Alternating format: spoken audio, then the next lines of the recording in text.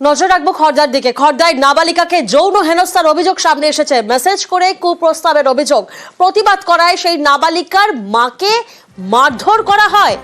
ভাড়াটিয়া নাবালিকার মেয়েকে যৌন হেনস্থার অভিযোগ। আর অভিযোগ কার বিরুদ্ধে জানেন? স্থানীয় তৃণমূল নেতার বিরুদ্ধে অভিযোগ পরিবারের।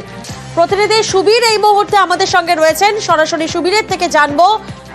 সুবীর, স্থানীয় তৃণমূল নেতার বিরুদ্ধে সরাসরি অভিযোগ করছেন সেই পরিবার। স্থানীয় তৃণমূল নেতার বক্তব্য কি, ঠিক কি ঘটনা সামনে আসছে?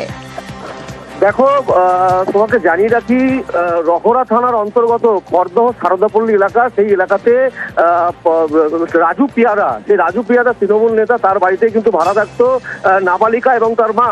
এবং দীর্ঘদিন ধরে নাবালিকাকে কিন্তু যৌন নিগ্রহের পাশাপাশি তার উপরে কিন্তু অত্যাচার করতো, এমনটাই এবং অভিযোগ, কুপ্রস্তাব দেওয়ার অভিযোগ। পাশাপাশি এই যে গত 4 দিন আগেও কিন্তু সেই নাবালিকার উপরে অত্যাচার করে তৃণমূল নেতা রাজু পিয়ারা। এবং এই ঘটনা যখন সে তার মাকে জানায়, তখন কিন্তু তার মা কিন্তু প্রতিবাদ করে, এবং মা যখন প্রতিবাদ করে তখন কিন্তু তার মাকে লোকজন দিয়ে মারধর করে রাজু পিয়ারা, এমনটাই অভিযোগ।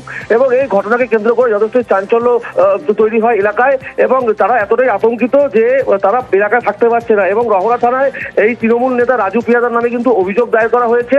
ঘটনার পর থেকে তৃণমূল নেতা রাজু পিয়াদা পলাতক রয়েছে, তার খোঁজে বিভিন্ন জায়গায় তল্লাশি চালাচ্ছে রহরা থানার পুলিশ।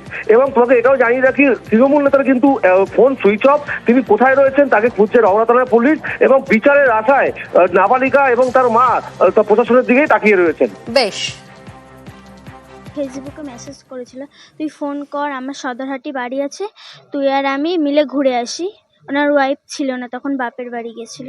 তারপরে আমাকে ধমকি দিচ্ছে যে তুই কল্যাণনগর স্কুলে যাস, তোকে লোক ফিট করে রাখবা, তোকে তুলে নিয়ে যাব।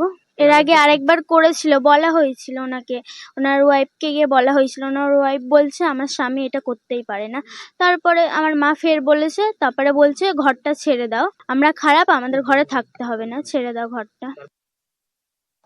ওনার বাড়ি আমি ভাড়া ছিলাম। তারপরে আমি গিয়ে বলতে গেলাম, বলছে ঘর ছেড়ে দাও, আমি ছেড়ে দিলাম। তারপরে আজ ওর লোকজন এসে আমাকে মারধর করলো। কেন মারধর? বলছে তুই রাজুর নামে বলছিস, তুই রাজুর হয়ে, আমি যেটা সত্যি সেটা, তুই বলছে ওর জন্য তোকে এই জিনিসগুলো পাও না। ভয় তো লাগবে, ও যা ভয় আমাকে ঠেট দিয়েছে, আমার কাছে রেকর্ডও আছে ফোনে।